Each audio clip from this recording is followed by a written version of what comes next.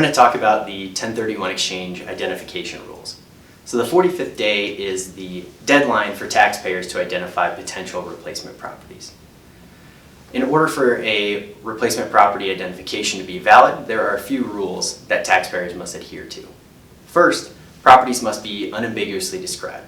Think street address, legal description, or a distinguishable name such as the Mayfair apartment building.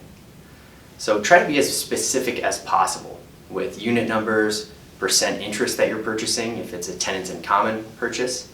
For example, if you're purchasing a condo unit, identifying a condo at 123 Main Street won't be sufficient as it's not listing a specific condo.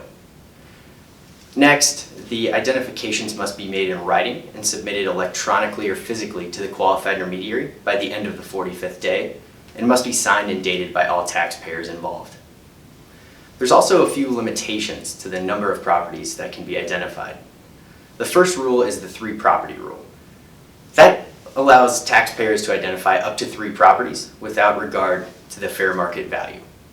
The next rule is the 200% rule, and that allows you to identify more than 3 properties as long as the total aggregate fair market value of the identified properties doesn't exceed 200% of the value of the relinquished properties sold.